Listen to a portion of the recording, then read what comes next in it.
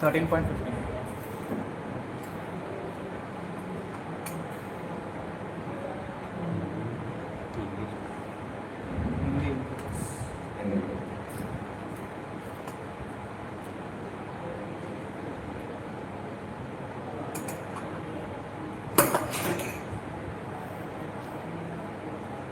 मिल गया सबको? भेज रहा हूँ।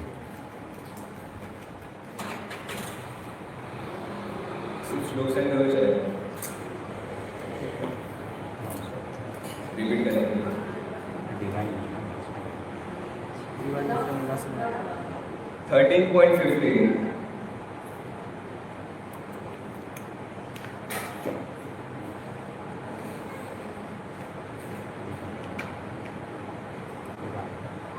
पूरा प्लीज।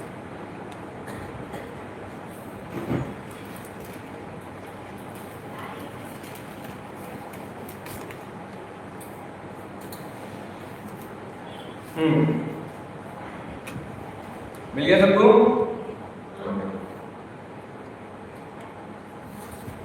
सर्वेन्द्रिय गुणाभासं सर्वे इंद्रिय विवर्जितम् असक्तं सर्वविषयैव निर्गुणं गुणभोक्तृ च। मैं 3 बार रिपीट करूंगा, बाद में इसको रिपीट करना कर सकते हैं। सर्वे इंद्रिय गुणाभासं सर्वे इंद्रिय विवर्जितम् असक्तं सर्वविषयैव निर्गुणं गुणभोक्तृ च। सर्वे इंद्रिय गुणाभासं सर्वे इंद्रिय विवर्जितम् असक्तं सर्वविषयैव निर्गुणं गुणभोक्तृ च। हरे Krishna. Anybody wants to repeat? सर्वेन्द्रिय गुणाभासं सर्वेन्द्रिय विवर्जितम् असक्तं सर्वभृक्षैव निर्गुणं गुणभोक्तृ च।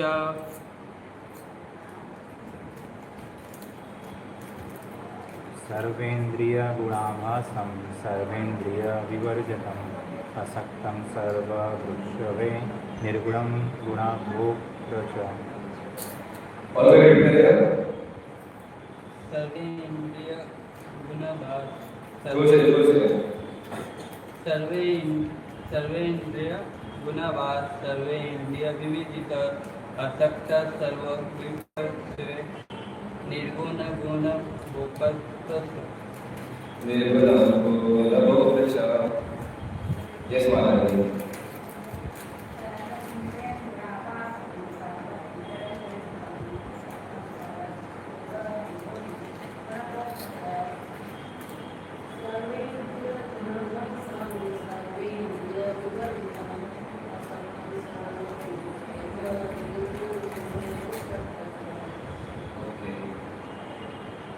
और कोई?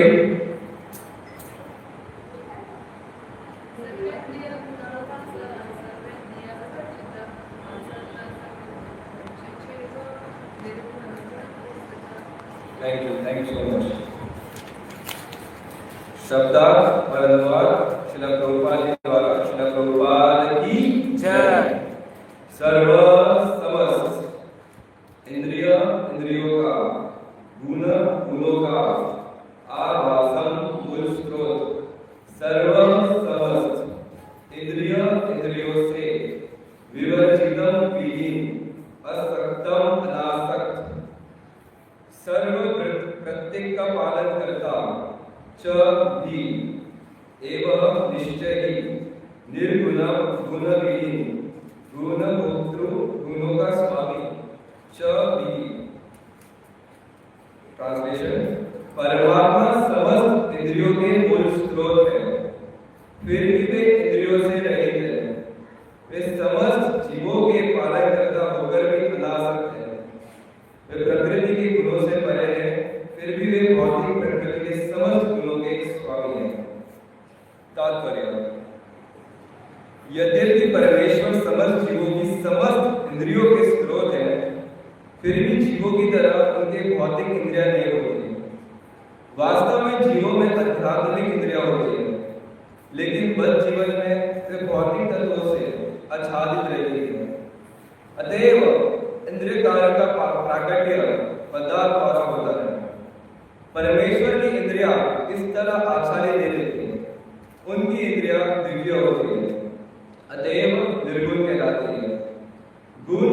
है भौतिक रूप, लेकिन उनकी इंद्रियां भौतिक आवरण से रहित होती है।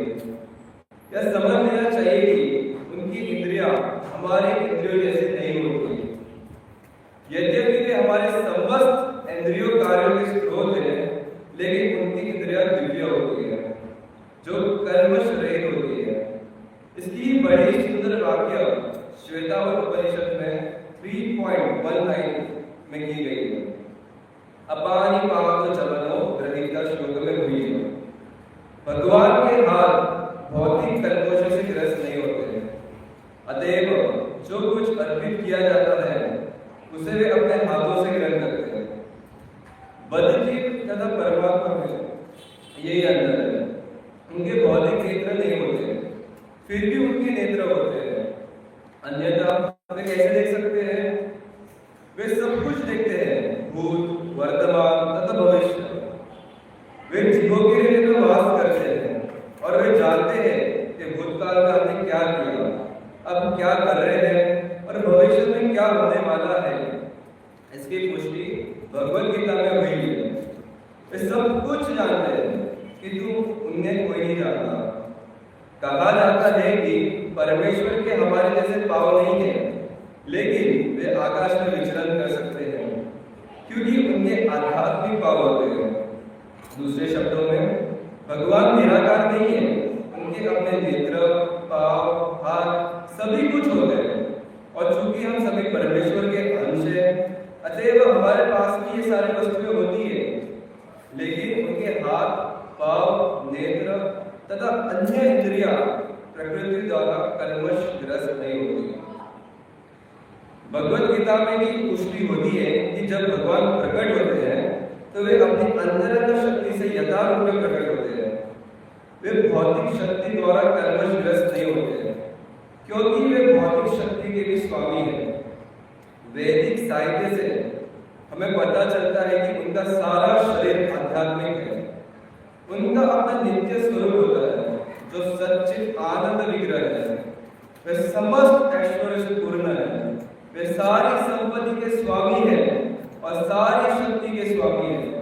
वे सर्वाधिक बुद्धिमान तथा ज्ञान से पूर्ण है। वे भगवान की कुछ लक्षण हैं। वे समस्त जीवों के पालक हैं और सारी गतिविधि के साक्षी हैं। जहाँ तक वैदिक साहित्य में समझा जा सकता है, परमेश्वर सदैव दिव्य है। यद्यपि हमें उनके हाथ, पाँव, सिर, मुख नहीं दिखते, लेकिन वे होते हैं। और जब हम दिव्य पद तक ऊपर उठ जाते हैं तो हमें भगवान के स्वरूप के दर्शन होते हैं। कल्मशग्रस्त इंद्रियों के कारण हम उनके स्वरूप को देख नहीं पाते। अतएव निर्विशेषवादी भगवान को नहीं समझ सकते, क्योंकि वे भौतिक दृष्टि से प्रभावित होते हैं। ओम अज्ञानतिमिरान्धस्य ज्ञानाञ्जनशलाकया चक्षुरुन्मिलितं येन तस्मै श्रीगुरवे नमः। श्रीचैतन्यमनोभीष्टं स्थापितं येन भूतले स्वयं रूपं कदा मह्यं अतिसुपदान्तिकं वन्देऽहं श्रीगुरु श्रीयुतपदकमलं श्रीगुरुवैष्णवांश्च श्रीरूपं साग्रजातं सहकलरघुनाथमिदं तं सजीवं सावधेतं सावधूतं परिणसहितं श्रीकृष्णदेवं श्रीराधा कृष्णपादा सहगणललिता श्रीशाखागताश्च नमो विष्णुपादाय कृष्णपृष्ठाय भूतले श्रीमते भक्तिवेदांत स्वामिनिधि नामिने नमस्ते सारस्वते देवे गौरवाणी प्रचारिणे निर्विशेष शून्यवादी पाशदेशतारिणे। हे कृष्णा करुणा सिंधु दीनबंधु जगतपते गोपेश गोपिकाकांत श्री राधा कांत नमोस्तुते। तप्त कांचन गौरांगी श्री राधे वृंदावनेश्वरी वृषभानुसुते देवी प्रणमामि हरिप्रिये। वाञ्छाकल्पतरुभ्यश्च कृपा सिन्धुभ्येव च पतितानां पावनेभ्यो वैष्णवेभ्यो नमो नमः। जय श्री कृष्ण चैतन्य प्रभु नित्यानंद श्री अद्वैत गदाधर श्रीवासादि गौरभक्तवृंद। हरे कृष्णा कृष्णा कृष्णा हरे हरे, हरे राम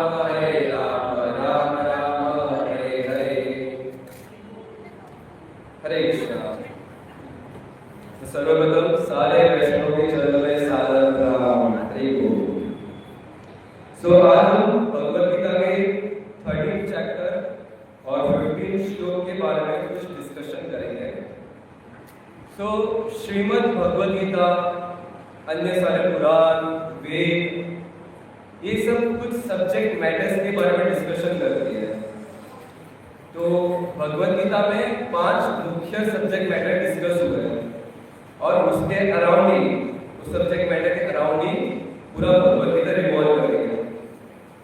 तो ऐसे पुराण है, उपनिषद है, सब में मुख्य 5 सब्जेक्ट मैटर डिस्कस हुए हैं। जो हमारी श्रीमद् भागवत है उसमें 10 सब्जेक्ट मैटर डिस्कस होते हैं। तो श्रीमद् भगवद गीता में 5 मुख्य सब्जेक्ट मैटर आते हैं। प्रभुपाद बताते हैं हमें ईश्वर, परम ईश्वर भगवान कृष्ण, दूसरे है जीवात्मा, हम भगवान के अंश, तीसरा है काल, समय, चौथा है कर्म, जो हम कर्म करते हैं, और 5वां है प्रकृति, भगवान की प्रकृति। तो ये 5 सब्जेक्ट मैटर इस भगवद गीता में डिस्कस हुए हैं। तो हम भगवद गीता हमेशा पढ़ते हैं, हमेशा अध्ययन करते हैं, तो हमें पता रहना चाहिए कि किसके बारे में ये डिस्कशन हो रहा है पूरे भगवद गीता में, किसके अराउंड ये सब्जेक्ट रिवॉल्व हो रहा है। हम कुछ भी पढ़ते हैं भौतिक जीवन में, जस्ट लाइक मैथ्स पढ़ते हैं, ज्योमेट्री पढ़ते हैं, अलजेब्रा पढ़ते हैं, तो हमें पता रहता है हम क्या पढ़ रहे हैं, उसमें क्या पढ़ने वाले हैं, सब कुछ पता रहता है। बट अगर हम भगवद गीता ऐसे ही पढ़ेंगे तो हमें पता ही चलेगा कि क्या डिस्कशन हो रहा है, सिर्फ ऐसे हम सरफेस लेवल पे हम जानते रहेंगे। तो गीता में मुख्य 5 सब्जेक्ट हैं, भगवान, जीवात्मा, काल, कर्म और प्रकृति। 5 सब्जेक्ट में डिस्कस हो रहे हैं। तो इसके पहले के श्लोक में भगवान ज्ञेय के बारे में बताते हैं। ज्ञेय यत् प्रवक्ष्यामि यत् ज्ञात्वा अमृतम् अश्नुते। हे अर्जुन, अब तुम ज्ञेय के बारे में बताओ। ज्ञेय का अर्थ होता है जो जानने के योग्य है, जो जानने के योग्य है उसको बोलते हैं ज्ञेय। तो हर एक चीज जानने के योग्य नहीं होती है, हर एक चीज को जानना जरूरी नहीं होता। जस्ट लाइक मेरी सेलिब्रिटी ने आज क्या ब्रेकफास्ट किया, मेरी सेलिब्रिटी के साथ किसका आज क्या ब्रेकअप, इतना डीप जानने की जरूरत नहीं होती है। तो भगवान यहाँ पर ज्ञेय के बारे में बता रहे हैं अर्जुन को। हे अर्जुन, अब वो जानो जो जानने योग्य है और जिसे जानकर तुम ब्रह्मा का आस्वादन कर सकोगे। ब्रह्मा का अर्थ होता है आत्मा, परम, जो भगवान है उसको परम ब्रह्म कहते हैं, और जो जीवात्मा है उसको ब्रह्मा कहते हैं। बट ब्रह्मा का यहाँ पर शास्त्रों में कई बार जीवात्मा भी आता है और परमात्मा भी आता है, दो बार जिक्र होता है। तो जो हमारे शास्त्र है, हमारे जो संस्कृत है, उसमें एक शब्द के कई मीनिंग होते हैं, उसके कई सिनोनिम्स होते हैं। तो अगर हमें उसका कॉन्टेक्स्ट पता ना हो तो हम उसको समझ नहीं पाएंगे। जस्ट लाइक हिंदी में दिया, दिया का क्या मतलब होता है,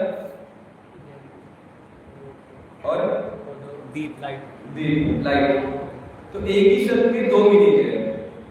तो अगर मुझे समझना है कौन सा दिया किधर यूज हो रहा है, तो मुझे कॉन्टेक्स्ट समझना पड़ेगा उसके पीछे, उसका मीनिंग क्या है, वो किस जगह यूज हो रहा है दिया शब्द, तो मुझे समझ आएगा।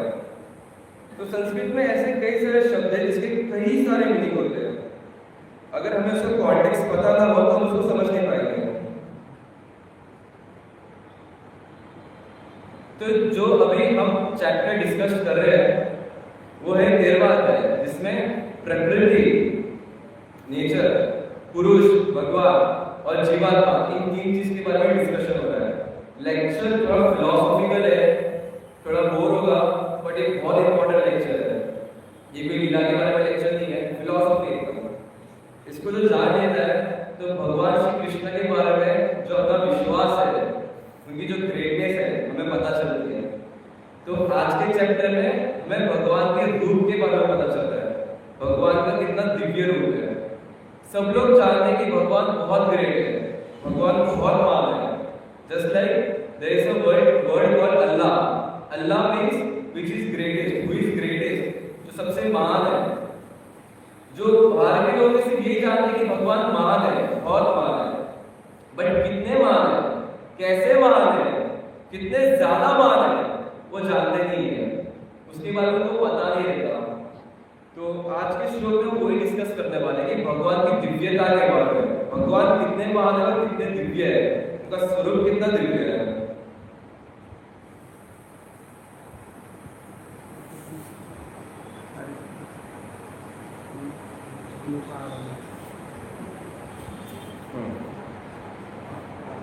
तो जैसे कि मैं बता रहा था, भगवान जो संस्कृत है उसमें हर एक शब्द में अलग अलग मीनिंग होते हैं।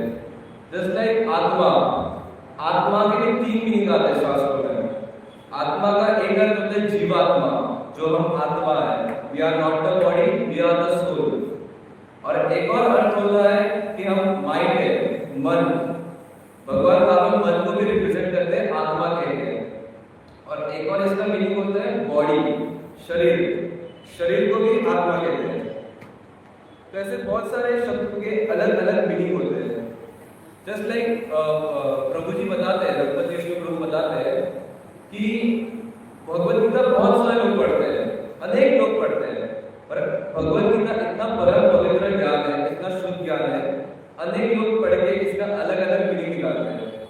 कोई इसको पढ़ के मोटिवेशन निकालता है, कोई इसको पढ़ के रिलेशनशिप निकालता है, कोई इसको पढ़ के फाइटिंग निकालता है, कोई इसको पढ़ के कर्मा निकालता है, कोई इसको पढ़ के ज्ञान निकालता है।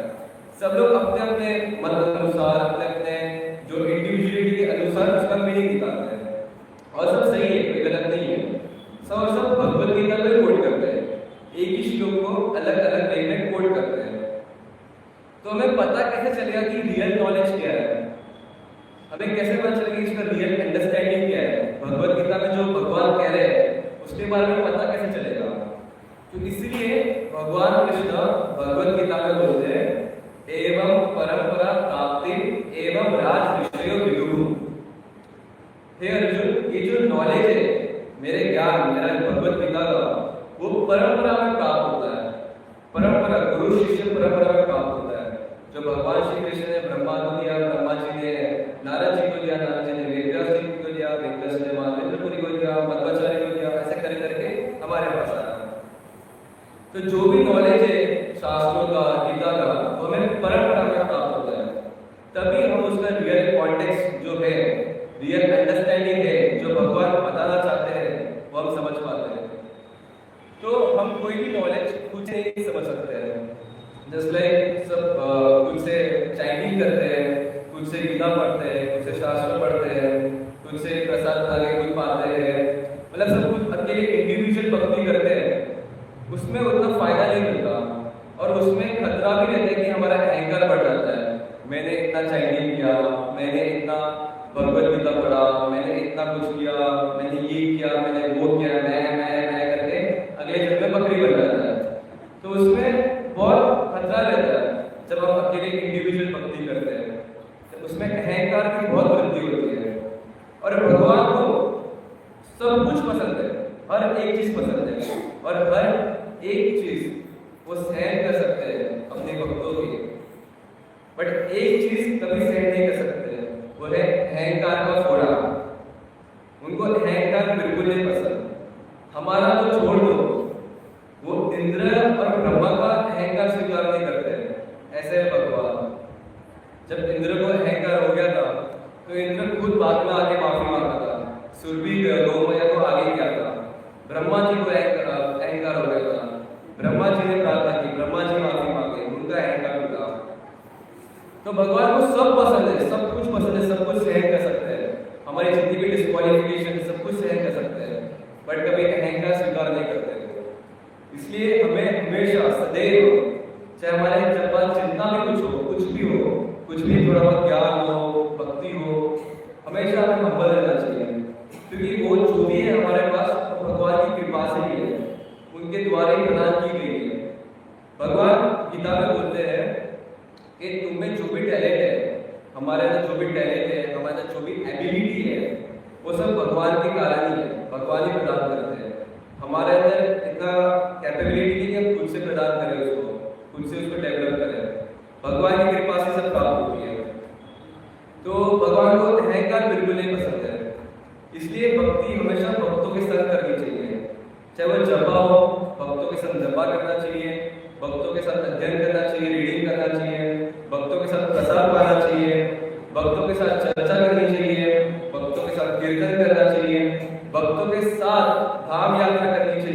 सब कुछ भक्तों के साथ करना चाहिए।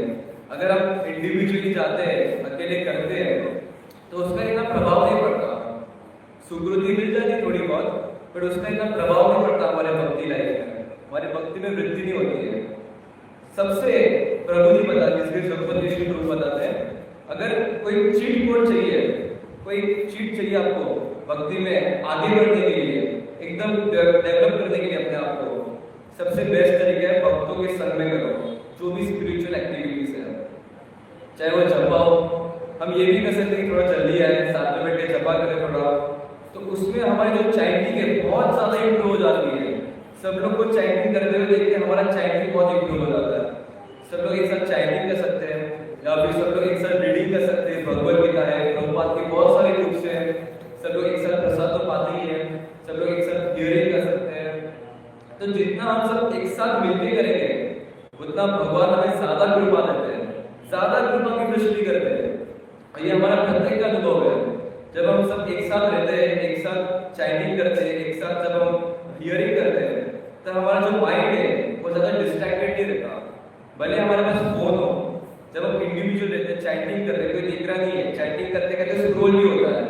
पर जब सब एक साथ रहते हैं तो स्क्रॉलिंग नहीं होता। हमारा हम देखते कि यार ये हमें देख रहा है, हमें चैटिंग अच्छे से करना चाहिए, हमें जज नहीं करेगा, हमें अच्छे चैटिंग करना चाहिए।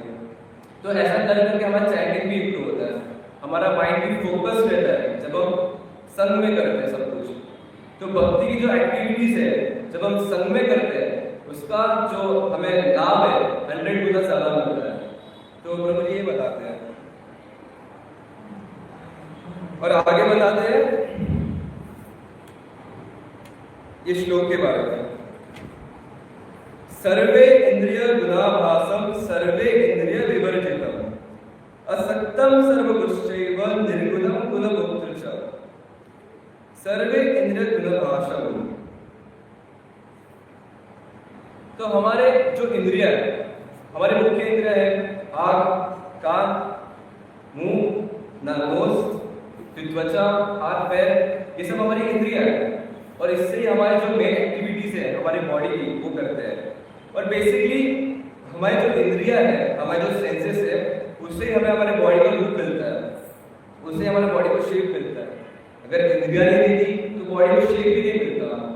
तो भगवान जिस रूप में है, भगवान का जो रियल रूप है, वो रूप में जो द्विभुज रूप है, 2 पैर, 2 हाथ, 2 आंखें, जो भगवान का जो रूप है, वही रूप भगवान हमें प्रदान करते हैं, पर भौतिक शरीर के रूप में। तो भगवान का जो रूप है वही हमें मनुष्य को मिलता है। और ऐसे कई जीवात्मा है, 84 लाख स्पीशीज, 84 लाख स्पीशीज है पूरे संसार में। तो ऐसे 84 लाख स्पीशीज को 500 सारे इंद्रिया मिली है, हाथ मिला है, मुंह मिला है, नाक मिले है, कान मिले है, सबको अलग अलग वेराइटी में मिला है, सबको अपने अपने हिसाब से मिला है। तो भगवान यहाँ पर बताते हैं सर्व इंद्रिय गुण आभासम। इसका मतलब होता है कि जितनी भी इंद्रिय है, जितनी भी हमारी सेंसेस है, जो हम देख पा रहे हैं, जो हम सुन पा रहे हैं, जो हम सुन पा रहे हैं, स्मेल कर पा रहे हैं, टेस्ट कर पा रहे हैं, त्वचा छू पा रहे हैं, वो सब के स्रोत जो है, उसकी जो सोर्स है, वो है भगवान, मेड बाय भगवान। जैसे हम पढ़ते हैं made in India, made in China, तो मेड इन भगवान, भगवान बनाते हैं, सब कुछ भगवान बनाते हैं। इसके जो स्रोत है भगवान है।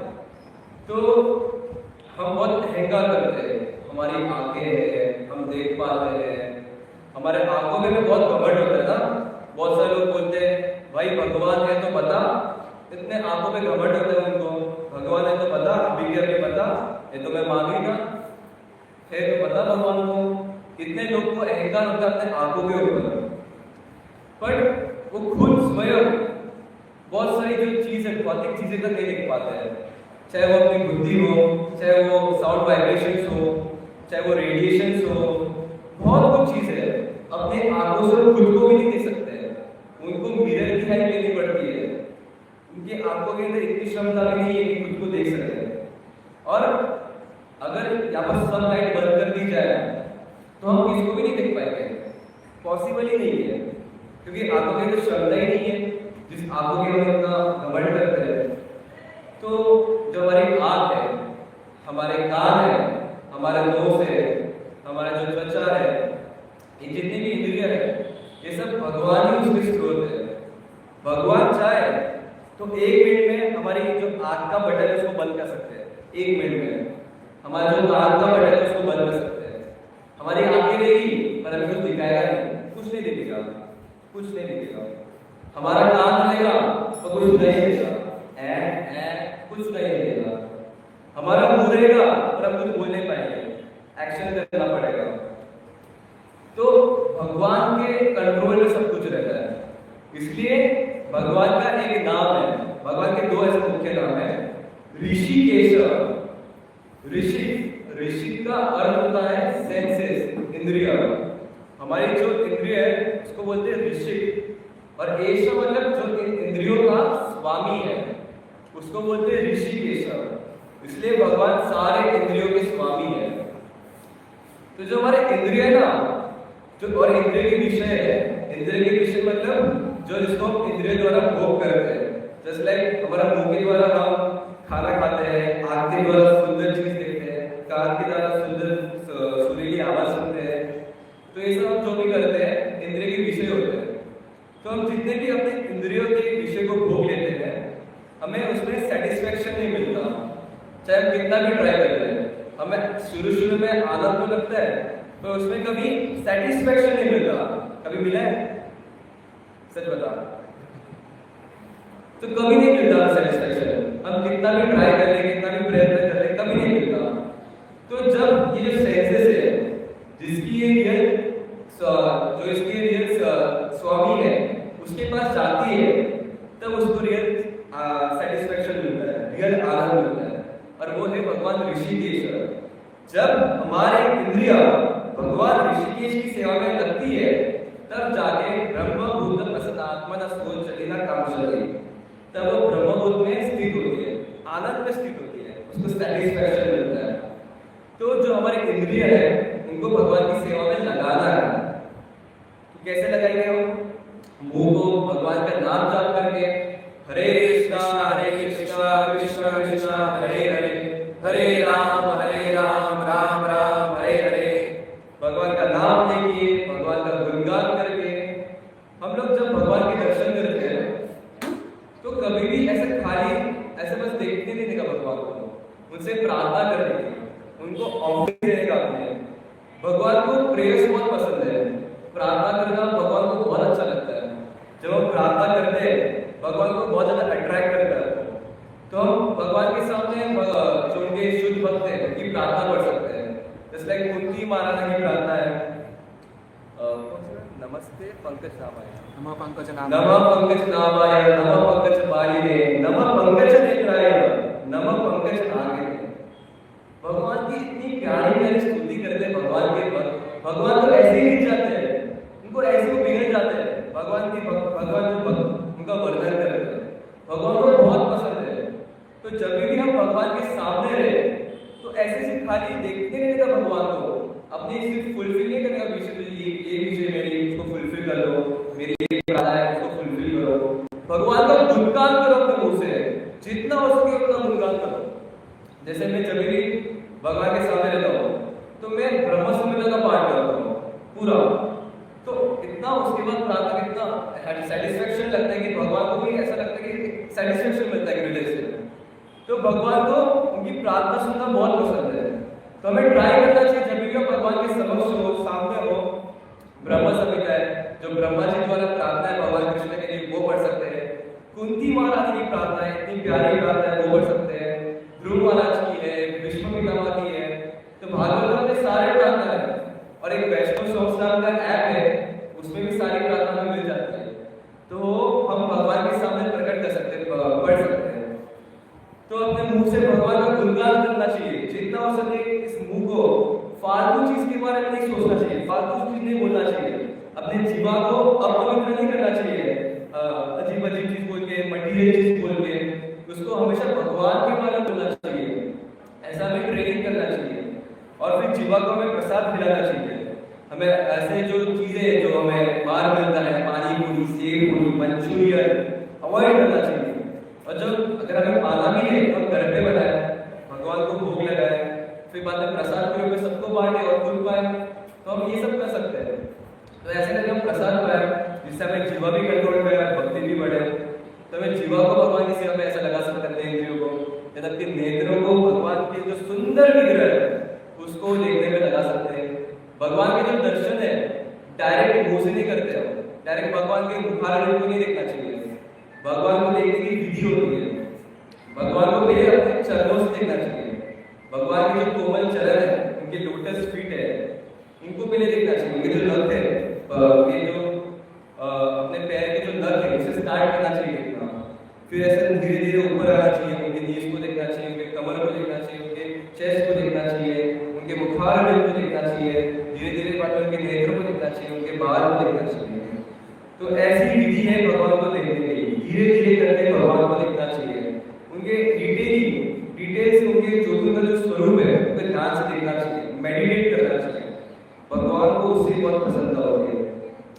और ऐसे वैष्णव बोलते हैं कि जब हम भगवान के सुंदर विग्रहों के हमेशा डेली दर्शन करते हैं तो हमारे जो लस्ट है, काम इच्छा है, वो कम हो जाती है। क्योंकि जो हमारा जो आंख है वो भगवान के प्रति आकर्षित हो जाती है। तो हमें आंखों को ट्रेनिंग देना चाहिए, भगवान के सुंदर विग्रहों को देखें। भगवान श्री राधा रास के सुंदर विग्रह है तो उसको हमेशा देखना चाहिए, डेली दर्शन करना चाहिए। मंगला आरती के, श्रृंगार आरती के डेली दर्शन करना चाहिए, जो हमें ग्रुप में डेली मिलते हैं। फिर हमें कान से सुनना चाहिए भगवान के बारे में, भगवान की कथा है, भगवान का नाम है, जितना हो सके उतना श्रवण हम करना ही चाहिए। 24 आवर्स करते रहना चाहिए। परम पूज्य भक्ति आश्रय वैष्णव सरवाज बोलते हैं हम हमेशा माया में रहते हैं, माया में गिरे रहते हैं। तो अगर माया से बचना है, अगर माया से हमें बचना है तो हमें हमेशा श्रवण करना चाहिए। 24 घंटे वही प्रयास करना चाहिए, 24 घंटे श्रवण करते रहे। चाहे कोई भी काम कर रहे हो, एटलीस्ट हमें ट्राई करना चाहिए कि भगवान का नाम लेके करें। या फिर कोई ऐसा कार्य जो ज्यादा इंपॉर्टेंट नहीं है तो हम लेक्चर सुन के कर सकते हैं, कीर्तन सुन के कर सकते हैं। तो ऐसे हमें ट्रेनिंग देना चाहिए यूएस को कि भगवान के बारे में सुनते रहे और अपने हाथों से भगवान के जो भक्त है उनकी सेवा करनी चाहिए, चरण छूना चाहिए। तो ऐसा करके हम अपनी सारी इंद्रियों को भगवान की सेवा में लगा सकते हैं। अपने नाक से हम भगवान की जो अर्पित फूल है उसको हम सुन सकते हैं, तुलसी है उसको सुन सकते हैं। तो ऐसे करके जितनी भी इंद्रिया है उसको भगवान की सेवा में नियुक्त करना चाहिए, तभी हमारी सारी इंद्रिया प्यूरिफाई होती है, शुद्ध होती है और धीरे धीरे होती है, धीरे धीरे शुद्ध होती है।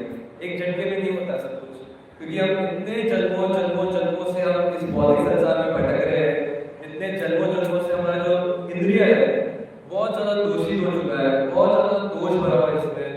तो एक झटके में इसको क्लियर करना इम्पॉसिबल है, बट स्टेप बाय स्टेप इसको हम शुद्ध कर सकते हैं।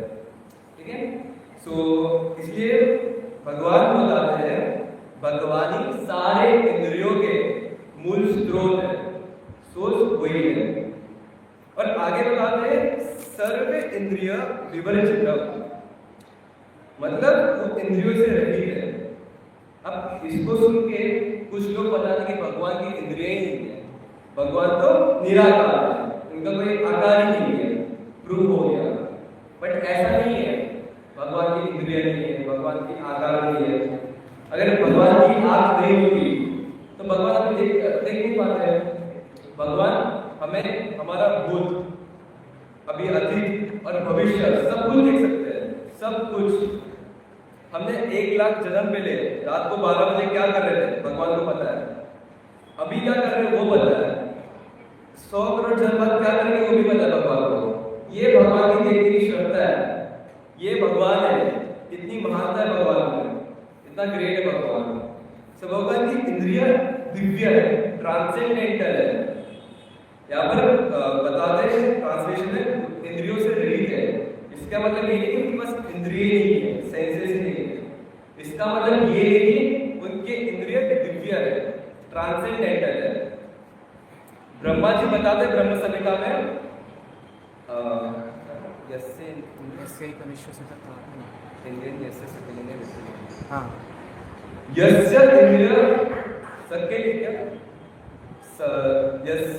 सकलेन्द्रिय युक्तिमन्ते। इसका अर्थ ये कि भगवान की सारी इंद्रिय इंद्रियों का काम कर सकती है। सो ग्रेट ना, हम अपने आंखों से खा सकते हैं, अपने आंखों से स्मेल कर सकते हैं, आंखों से सूंघ सकते हैं, आंखों से सूंघ सकते हैं, बिल्कुल नहीं। बट भगवान अपने आंखों से डिनर भी कर सकते हैं, लंच भी कर सकते हैं, अपने आंखों से स्मेल भी कर सकते हैं, अपने आंखों से सूंघ भी सकते हैं।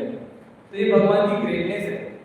बहुत से लोग बोलते हैं ना, यार तुम लोग भगवान के सामने भोग लगाते हो, भगवान तो खाते ही नहीं, उसको एज इट इज रख देते हैं, है ना। तो भगवान खाते कैसे, भगवान को स्वीकार कैसे करते हैं? भगवान स्वीकार करते हैं अपने नेत्रों से देख के, अपने दृष्टिपात करके। भगवान अपनी दृष्टिपात करके प्रसाद जो भोग है वो स्वीकार करते हैं, फिर जाके वो प्रसाद बनता है।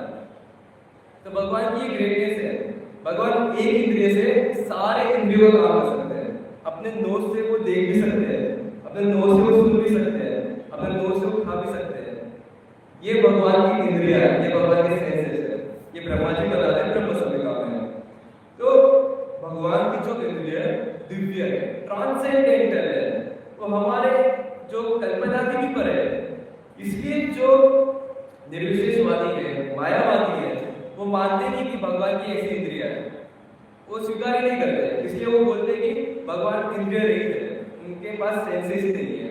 इसलिए वो ऐसे ट्रांसलेशन करते हैं कि भगवान का कोई रूप ही नहीं है, भगवान का कोई आकार ही नहीं है। तो बेचारे बहुत ड्राई रहते हैं। तो भगवान का रूप है, बहुत ही सुंदर रूप है।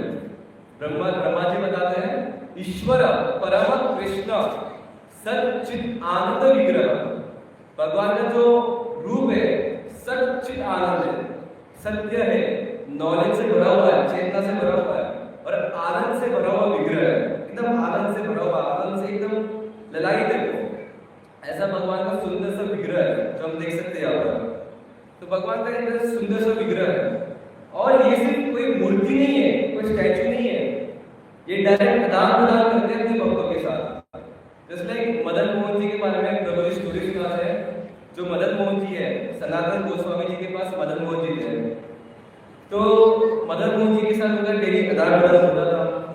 अब सनातन गोस्वामी जी एकदम वैरागी बाबा, हर दिन भिक्षा मांगते थे, थोड़ा आटा इकट्ठा करते थे, उसमें नमक डाल के ऐसा करके गोल रोटी सही के खा लेते थे, भगवान को भोग लगा के। और भगवान हमारे डेली नमक वाली रोटी खा के पक चुके थे। भगवान हमारे 56 भोग खाने वाले हैं, उनको डेली नमक रोटी खा के पक चुके, एकदम पक चुके थे। सॉरी, वो नमक भी नहीं डालते थे, सॉरी नमक नहीं डालते थे, सॉरी वो सिर्फ एक आटे वाली रोटी भोग लगाते थे। तो भगवान मदन मोहन जी सनातन गोस्वामी जी को पूछते हैं, सनातन थोड़ा नमक तो डाल दिया कर, थोड़ा टेस्ट आएगा उसमें, एकदम सूखी रोटी मेरे को भोग लगाता है। तो सनातन गोस्वामी जी बोलते हैं, अभी तू नमक मांग रहा है, बाद में तू दूध दही मांगेगा, बाद में तू 56 भोग मांगेगा, मेरे पास इतना टाइम नहीं है, देखो रह जाता है मेरे पास, तो तू अपना व्यवस्था कर, खुद कर अपना सब कुछ। तो भगवान मदन मोहन जी डायरेक्ट ऐसा रेसिप्रोकेट करते हैं सनातन गोस्वामी जी के साथ। बाद में भगवान अपने नमक का व्यवस्था करते हैं। एक बार लीला होती है कि भगवान जो सनातन गोस्वामी जी है भजाई कर रहे रहते हैं, और उनके बाजू से यमुना से बोट जा रही रहती है, उसमें बहुत सा नमक रहता है, तो उसको रुका देते हैं। बाद में वो फिर बहुत बड़ी लीला है वो, फिर जाके वो जो व्यापारी है सनातन गोस्वामी को नमक देता है, फिर भगवान को नमक वाली रोटी मिलती है, बहुत बड़ी लीला है। तो भगवान ऐसे आदान प्रदान करते हैं। फिर ऐसे फिर साक्षी गोपीनाथ है, साक्षी गोपीनाथ भी जो पूरा विग्रह है वो भक्त के साथ चले गए थे साक्षी देने। फिर ऐसे बहुत सारे भगवान के विग्रह है। जो बालाजी है, बालाजी की बहुत सुंदर लीला आती है कि अनंत आचार्य नाम के बहुत बड़े आचार्य हुए जो रावणाचार्य के शिष्य थे। तो अनंत आचार्य डेली सेवा करते थे भगवान की। तो एक बार उन्हें किसी को सेवा करने दी थी कि अभी मैं उधर और सेवा कर रहे थे, तो किसको बोला था पुजारी को कि आप सेवा करो। तो पुजारी सेवा कर रहे थे, तो बालाजी को बिल्कुल पसंद नहीं आया, बोले अनंत आचार्य किधर है, उनको बुलाया, मेरे को आपसे सेवा स्वीकार नहीं करनी। तो बालाजी अपना जो पट है उसको बार बार बंद कर देते हैं। तो फिर पुजारी जाते हैं अनंत आचार्य के पास, तो बोलते हैं कि यार बालाजी भगवान है, वो सेवा स्वीकार नहीं कर रहे, क्या करूँ। तो बोले कि बोलो उनको मैंने बोला है कि आप सेवा करो। तो फिर से जाते पुजारी भगवान के पास सेवा कर रहे हैं, जैसे सेवा करने जाते हैं बालाजी बार पर्दा लगा देते हैं। तो बालाजी मतलब बाल है, छोटे बच्चे हैं, छोटे बच्चों को गुस्सा बहुत आता है, कृष्ण को बहुत गुस्सा आता है। जब यशोदा मैया दूध पिला रही थी तो दूध उबलने लगा था, गर्म हो गया था, तो कृष्ण को साइड में क्या रख दिया, पूरी जितनी भी मटकी थी कि घर पे यशोदा मैया के सारा बिगड़ गया, पूरे घर को दूध दही माखन से एकदम पूरा भर गया था। यशोदा मैया बहुत गुस्सा हुई, कृष्ण भी बहुत गुस्सा हो गए थे। कृष्ण बाहर से तो बहुत गुस्सा होता है। तो ऐसा हुआ, फिर अनंत आचार्य आते हैं बालाजी के पास, बोलते हैं क्यों सेवा नहीं कर रहे हो तुम? तो बोले कि तुम सेवा करोगे। बोले मेरे को दूसरी सेवा है, वो भी आपकी सेवा कर रहा हूँ मैं, वो भी आपकी सेवा है, उसको पूजा की सेवा कर देते हो। बालाजी बोलते नहीं तुम ही सेवा करो। तो अनंत आचार्य बोले नहीं, मैं जो अपने गुरु बोले वही सेवा करूँ, मैं तुम्हारी नहीं सुनूंगा। बोले मैं जो बोलूँ वही सेवा करो, मैं तो निकल जाओ यहाँ से। तो अनंत आचार्य बोले मैं क्यों निकलूं, तुम निकलो यहाँ से। बोले मैं क्यों निकलूं? बोले बड़ा क्षेत्र है, तुम्हारा क्षेत्र नहीं है, अगर तुम्हें रहना चुपचाप तो रहो, तो निकाल दूंगा मैं तुम्हें यहाँ से। तो भगवान का ऐसा रेसिप्रोकेशन है भक्तों के साथ, आप इमेजिन कर सकते हो। वो भगवान है, त्रिलोक के स्वामी है, उनका पोजीशन क्या है, बड़े बड़े योगी, बड़े बड़े मुनि, ब्रह्मा, इंद्र, शिव, सब उनके चरणों का ध्यान कर रहे हैं, और उनके जो भक्त है ऐसा उनके साथ झगड़ा कर रहे हैं इतना प्यार से। एक और उनकी लीला थी अपने राधा रस बिहारी की है। एक बार क्या हुआ था, श्रील प्रभुपाद जी आते राधा रस बिहारी के पास और देखते कि भगवान जो है वो स्वीकार नहीं करे, भोग स्वीकार नहीं कर रहे। तो भगवान डायरेक्ट राधा रस बिहारी को पूछते हैं अब भोग क्यों नहीं स्वीकार कर रहे हैं? अब जो शुद्ध भक्त को पता चल जाता है भोग स्वीकार कर रहे हैं। तो राधा रस बिहारी को पूछते हैं, तो राधा रस बिहारी बोलते हैं जो आपके जो पुजारी है, भक्त है, वो मेरी पीड़ा ठीक से होते नहीं है, इसलिए मैं स्वीकार नहीं करता हूँ, ऐसे ही छोड़ देते हैं। तो प्रभुपाद जी जाते हैं, वो भक्तों को पूछते हैं क्या आप बर्तन बराबर नहीं धो रहे हो, भगवान की जो प्लेट है बराबर नहीं धो रहे हो? वो बोलते हैं प्रभुपाद आपको कैसे पता, ये आवाज आपको कैसे पता चली? बात मुझे पता है कि भगवान से उनका आदान प्रदान होता है, श्री राधा रस बिहारी से उनसे आदान प्रदान होता है। तो भगवान के जो शुद्ध भक्त है, भगवान के किधर भी फोटो दिखे, भगवान की किधर भी विग्रह दिखे, वो डायरेक्ट उनसे बात कर सकते हैं, ऐसा भगवान के शुद्ध भक्त होते हैं। ऐसे ब्रह्मा जी ब्रह्म संहिता में बोलते हैं प्रेमांजन छुरित भक्ति विलोचन संत सदैव हृदयेषु विलोकयन्ति यम श्याम सुंदरम गुण स्वरूपम गोविंद आदि पुरुषम तम अहम भजामि। तो प्रेमांजन छुरित भगवान के भक्तों की जो आंखें रहती है उसमें प्रेम का काजल लगा हुआ रहता है, अंजन लगा हुआ रहता है, वो शुद्ध प्रेम रहता है। हमारे साथ प्रेम नहीं रहता आई लव यू ऐसा प्रेम नहीं रहता, वो निस्वार्थ भगवान का जो दिव्य प्रेम रहता है, जो सेवा करने वाला प्रेम रहता है। तो वैसा भक्तों का प्रेम है भगवान के लिए। प्रेमांजन छुरित भक्ति विलोचन संत सदैव हृदयेषु विलोकयन्ति, और भगवान के भक्तों के हृदय में 24 आवर्स भगवान के दर्शन होते हैं। भगवान के भक्त 24 घंटे भगवान के साक्षात दर्शन करते रहते हैं। यम श्याम सुंदर गुण स्वरूपम, और कैसा दर्शन करते हैं? श्याम सुंदर के रूप में।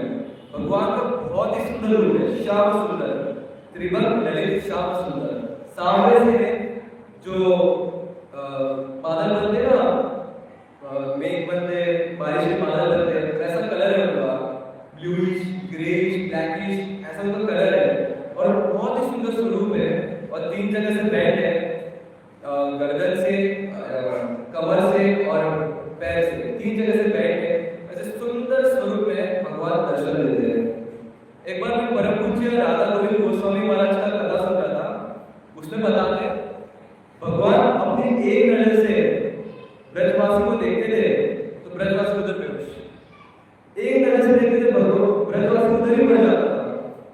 मतलब महाराज वर्णन करते कि एक नजर ऐसे तिरछी नजर से देखी ना भगवान, तो वहां पर जो भक्त है वहां पर ही बेहोश, मतलब अपना प्राण त्याग देता था।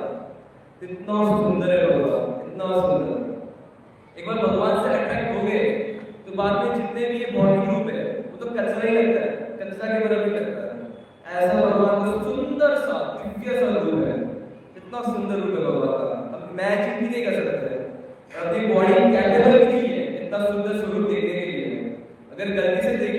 भगवान का सुंदर नित्य स्वरूप, तो हम पागल हो जाएंगे। हमारा बॉडी वो ग्रैब नहीं कर पाएगा, इतना सुंदर सी भगवान का स्वरूप है। उसके लिए हमें स्पिरिचुअल बॉडी लेनी पड़ती है, उसके लिए हमें दिव्य ट्रांसेंडेंटल बॉडी चाहिए। वो हमें बॉडी मिलती है जब हम शुद्ध होते हैं, हमारी जब इंद्रियां शुद्ध होती है तब हमें वो बॉडी मिलती है। तो ऐसा भगवान का दिव्य सा सुंदर सा प्यारा सा रूप है। और आगे बताते हैं, आगे तो बहुत कुछ है, क्या करूं, 9 बज गया है।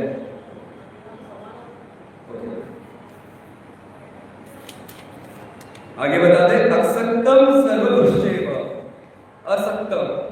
जब हम एडल्ट होते हैं, बड़ी बड़ी रिस्पॉन्सिबिलिटी लेना स्टार्ट करते हैं, तो हमें एहसास होता है कि कितना मुश्किल है किसको पालना, किसका मतलब मेंटेन, किसको मेंटेन करना। जब हमारे जो माता पिता एडल्ट हो जाते हैं, जब हम शादी कर लेते हैं, जब हमारे बीवी बच्चे हो जाते हैं, तो उसको पालना संभालना कितना मुश्किल होता है, तब हमें पता चलता है। जब हम मेंटेन किए जाते हैं तब तो हम बिंदास रहते हैं, एकदम बिंदास, कोई टेंशन नहीं, माँ बाप ये सब देख लेंगे। पर जब हम बड़े होते हैं तो हमारे पास रिस्पॉन्सिबिलिटी आती है, तब हमें टेंशन होता है, यार इसको पालना है, बेटे को पालना है, मम्मी पापा को पालना है, दीदी है मेरी, तो उसमें कितना टेंशन होता है। और टेंशन क्यों होता है? क्योंकि हम आसक्त हैं, अटैच हैं अपने फैमिली से, सबसे अटैच है, इसलिए हमें टेंशन रहती है कि हमें इनको पालना है, राइट। तो सुदामा ब्राह्मण का वर्णन आता है। सुदामा ब्राह्मण, उनका फिक्स था, वो बहुत गरीब थे, बहुत ज्यादा गरीब थे, एकदम एक्सट्रीम पॉवर्टी में थे। आज के गरीब की तरह नहीं थे, उनका फिक्स था, 5 घर में जाएंगे, कुछ मिला तो ठीक है, नहीं तो हरि भजन में मस्त रहेंगे, हरे कृष्ण में मस्त रहेंगे। वो अपना टाइम वेस्ट नहीं करते थे खाने पीने में, उसके लिए बहुत ज्यादा मेहनत करने के लिए 9 to 5 जॉब करना, ट्रेन में जाना, लोकल ट्रेन पकड़ना, जॉब मेट्रो में जाना, फिर जाके 2 घंटे बाद पहुंचना, फिर से 2 घंटे में आना। सुदामा ब्राह्मण इतना मेहनत नहीं करते थे, 5 घर में जाते थे, जो मिला ठीक है, बाद में अपने हरि भक्ति में मस्त रहते थे। तो आज के गरीबों की तरह नहीं थे कि हर जगह EMI देना, माई मेरा मेरा बच्चा ऐसा है, देना। ऐसा करके आज के बच्चे, आज के इंजीनियर से भी ज्यादा होता है, आज के गरीब लोग, उनका जो डेली इनकम है इंजीनियर से भी ज्यादा होता है, इतना कमाते हैं लोग। और उनका आप देखोगे, मैं तो खुद देखा था, प्रैक्टिकल देखा था। हमारे डोंबिवली में एक औरत हमेशा भीख मांगती रहती है, उसको भावेश प्रभु है, एक दोस्त मेरे मित्र है, वो बोलते कि उनके घर के बाजू में उनका बहुत बड़ा फ्लैट है, वहां पर वो अच्छे से आराम से रहती है, और पूरा दिन वो भीख मांगती रहती है हमेशा, 2 रुपए दो, ये दो, वो दो, कुछ दे दो खाने के लिए, पीने के लिए, 2 रुपए दे दो, 5 रुपए दे दो। ऐसा कर करके दिन का दाना करके 1, 2, 3 हजार कमा लेती है, और घर पे जा जाके 1, 2 हजार ऐसे कमा लेती है वो। और भावेश को खुद देखिए, अपने घर के बाजू में उसका मस्त फ्लैट है, अपने आराम से बीवी बच्चे का रहती है, एंजॉय करती है, टीवी है, आईफोन है, सब कुछ है। तो आज की गरीबी की हालत है कलयुग में। पर सुदामा ब्राह्मण ऐसे नहीं थे। सुदामा ब्राह्मण, उनकी वाइफ थी, उनके बच्चे भी थे, और उनका फिक्स था, 5 घर जाएंगे, मिला तो ठीक है, तो हरि भक्ति में बस रहते थे। और ऐसे ही हमारे तुकाराम महाराज थे। तुकाराम महाराज भी, उनकी भी वाइफ थी, उनके भी बच्चे थे, तो वो भी अपना टाइम उसमें वेस्ट नहीं करते, खाने पीने में, उसके लिए प्रयत्न करने में। वो बस जितना भी है, विठल जी, ठाकुर जी, बस उस पर डिपेंड रहते थे। भगवान पालन करता है, वो खुद को पालन करता नहीं मानते थे, उनका लेवल बहुत अलग है, हम उनको इमिडिएट नहीं कर सकते डायरेक्टली, उनका लेवल की बात कर रहा हूँ। वो खुद को पालन करता नहीं मानते थे, भगवान पालन करता है, भगवान सब कुछ दे देंगे, भगवान सबको संभाल लेंगे। तो वो अपने भगवान की भक्ति में एकदम मस्त रहते थे, एकदम मस्ती में रहते थे। तो कभी कभी तुकाराम महाराज भक्ति में इतने लीन होते थे, घर से गायब हो जाते थे, किधर चले जाते थे पहाड़ों में, पता ही चलता था। तो उनकी पत्नी उनको ढूंढने जाती थी, तो अभी किधर गए, क्या पता नहीं, कैसे पता चलेगा। तो उनकी पत्नी जमीन पे उनका कान रखती थी, ऐसा कान रखती थी, और जहाँ से विठ्ठल विठ्ठल विठ्ठल विठ्ठल विठ्ठल विठ्ठल विठ्ठल विठ्ठल विठ्ठल विठ्ठल आवाज आती थी, तो पता चलता था मेरे जो पति है इस साइड है। तो ऐसा भक्ति था तुकाराम महाराज का, ऐसा प्रेम था तुकाराम महाराज का। So they are some different level शुद्ध। हमारी कोई औकात नहीं है वो लेवल तक जाने के लिए भी, बट हम प्रयास करें, प्रोसेस में आगे, उस शुद्धता के प्रोसेस में आगे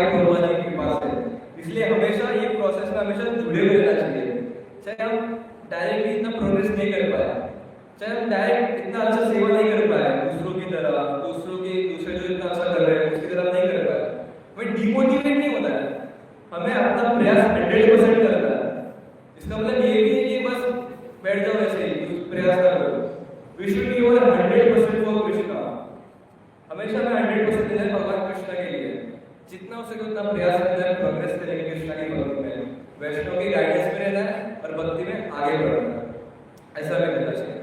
तो यहाँ पर वही बात हो रही कि असक्तम सर्वभुक्षैव, हम छोटा सा परिवार पालने के लिए, जैसे छोटा सा परिवार पालने में इतना मुश्किल होती है, फिर बाद में सरपंच पूरे गांव को पालता है, उसको इसमें प्रॉब्लम्स होती है, बाद में जो मुख्यमंत्री सीएम है, डेप्यूटी सीएम है, पूरा स्टेट को पालना है, पानी लाना है, इन्वेस्टमेंट लाना है, उसमें उसको मुश्किल होती है।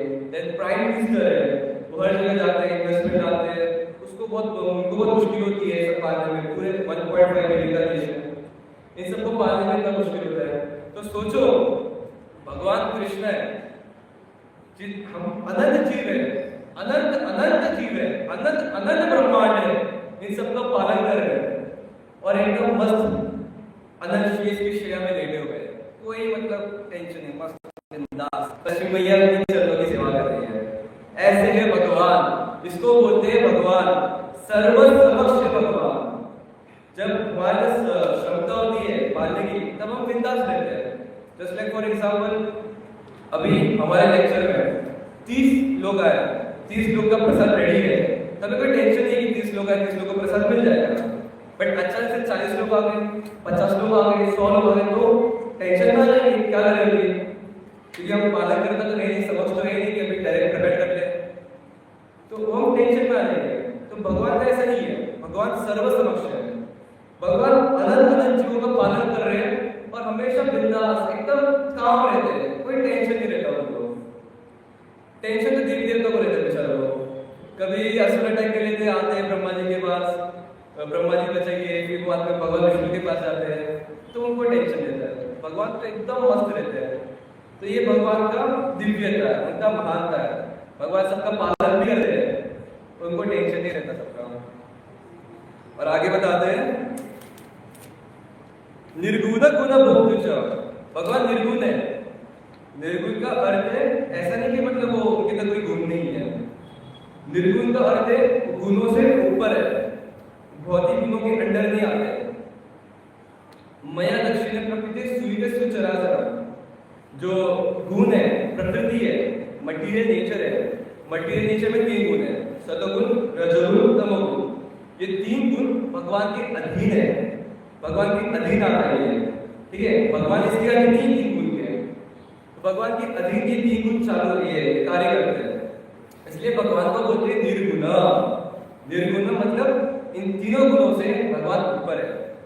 तो कोई लोग बोलते हैं निर्गुण, सॉरी निर्विशेषवादी, मायावादी, भगवान तो मनुष्य का रूप लेते हैं और वो मनुष्य बनते हैं और वो इस गुणों के अनुसार काम करते हैं। नहीं, ऐसा नहीं होता, भगवान दिव्य है, भगवान गुणों के ऊपर है, भगवान से गुणों के अंदर नहीं आते, सतोगुण, रजोगुण, तमोगुण वो सब प्रभाव नहीं डालती भगवान पे। इवन अगर हमें भगवान कृष्ण की भक्ति करनी है तो हमें 3 गुणों से ऊपर उठना पड़ता है। त्रय गुणया विषया वेदा निस्त्रय गुणा अर्जुन, हे अर्जुन ये तीनों गुणों के ऊपर उठो। और इन तीनों गुणों से हम कैसे ऊपर उठेंगे? मां चाहिए भक्ति योगेन सेवते समध्य सर्व गुणाना ब्रह्म भूया कल्पते। अगर हमें भक्ति योग में सेवा करते हैं भगवान की प्रेम पूर्वक सेवा करते हैं, तब जितने भी 3 गुण है उससे ऊपर उठ जाएंगे। तभी हम जो निर्गुण भगवान है, हम भी निर्गुण स्टेज में आ जाएंगे, शुद्ध सत्व के स्टेज में आ जाएंगे, जहाँ पर हम भगवान को एक्सपीरियंस कर पाएंगे एटलीस्ट। क्योंकि इन 3 गुणों में जब हम रहते हैं, सतोगुण, रजोगुण, तमोगुण, ये इसमें कल्मश रहता है, इसमें दोष रहता है, इसमें हम भगवान को अनुभव नहीं कर सकते। जब इन तीनों गुणों से ऊपर उठ जाते हैं तब हम भगवान को अनुभव कर पाते हैं। और बताते हैं भगवान निर्गुण होके भी गुण भोक्तृ, भगवान सारे गुणों के स्वामी है। हम देख सकते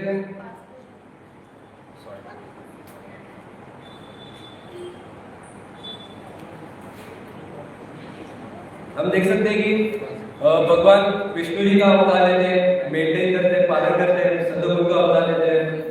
भगवान ब्रह्मा जी का अवतार लेते हैं, रजोगुण में क्रिएशन करते हैं। भगवान शिव जी का अवतार लेते हैं, फिर संहार करके डिस्ट्रक्शन करते हैं। तो भगवान सारे गुणों के स्वामी है। तो ऐसे ही यहाँ पर बताया, ट्रांसलेशन भगवान भगवत में बताते हैं कि जो भगवान है सारे इंद्रियों के स्रोत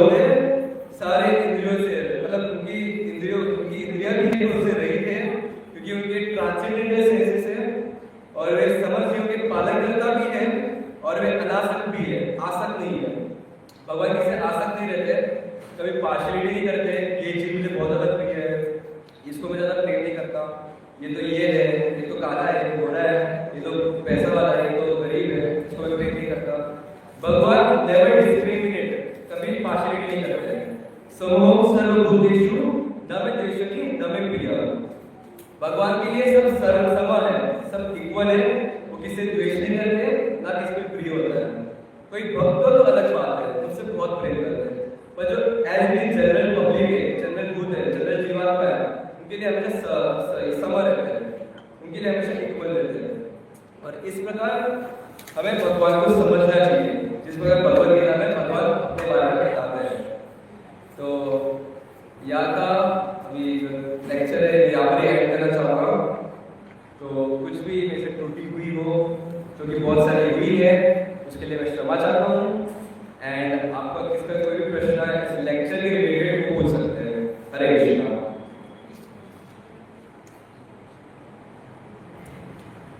अटैचमेंट कैसे कम हाँ, अटैचमेंट कैसे कम करें? So it's very difficult question. मैं खुद बहुत ज्यादा अटैचमेंट कैसे बोल सकता हूँ, बट जो मैं वैष्णव से सुनता हूँ, जो प्रभुपाद जी कहते हैं और जो कृष्ण कहते हैं, वो क्या है कि मया मन आसक्त मदा पावक। हे पार्थ, तुम अपना मन मेरे अंदर आसक्त करो, अटैच करो। जब तुम अपना मन मेरे ऊपर अटैच कर लोगे, मेरे को अटैच कर लोगे अपने मन से, तो जितने भी बाकी की जो चीज है वो अपने आप अनअटैच हो जाओगे तुम। अगर हमें कोई अच्छी चीज मिलती है तो जो उसकी लोअर चीज है उसको हम अपने आप भूल जाते हैं। जस्ट लाइक फॉर एग्जाम्पल, अगर आप डेली करेला का जूस पी रहे हो और आपको सबसे टेस्टी जूस लगता है, उससे टेस्टी जूस आपको लगता है कि करेला का जूस, ओके, क्योंकि इसके ऊपर आपको टेस्ट नहीं है। अगर मैं आपको अचानक से रत्नागिरी का आपूस ला के दे दूं, आम रस बना के, बहुत टेस्टी सा मीठा मीठा सा, तो आप अपना करेला जूस को याद नहीं करते, छोड़ दोगे। याद भी नहीं आएगा, अटैच तो छोड़िए, मतलब भूल ही जाओगे पूरा। तो जब आपको कोई बड़ी चीज मिलती है, श्रेयस चीज मिलती है, तो जो उसके जो नीचे वाली चीज है अपने आप भूल जाता है। तो भगवान कृष्ण है, वो बहुत ही ज्यादा अट्रैक्टिव है, बहुत ही ज्यादा सुंदर है। जब हम उनकी भक्ति करते हैं तो उनसे जब अटैच हो जाते हैं, तो जो बाकी जो चीज है, भौतिक चीज है, उनसे मतलब अपना धीरे धीरे अटैच होना स्टार्ट हो जाता है। तो ये प्रभुपाद जी बताते हैं, अगर हमें अटैचमेंट कम करनी है इस संसार में, तो हमें कृष्ण के प्रति अटैचमेंट बढ़ानी पड़ेगी। उसके लिए हमें भक्तों के संग रहना बहुत ज्यादा जरूरी है। हरे कृष्ण।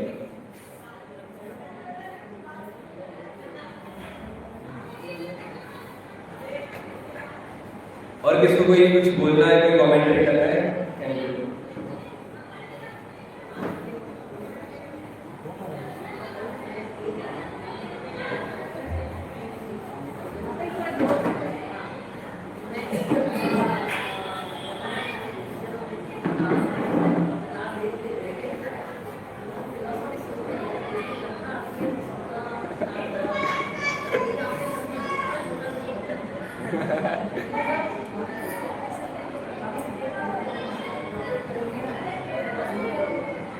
अच्छे से समझ आता है, छोटी छोटी।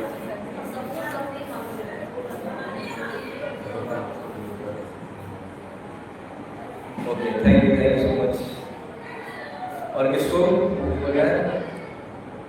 How can I remember Krishna throughout the day? What qualities should a sincere devotee cultivate? How can I remember Krishna throughout the day? तो इसके लिए भगवान कृष्ण भगवद गीता में बताते हैं, सतत कीर्तयेत् ये जो प्रमास है।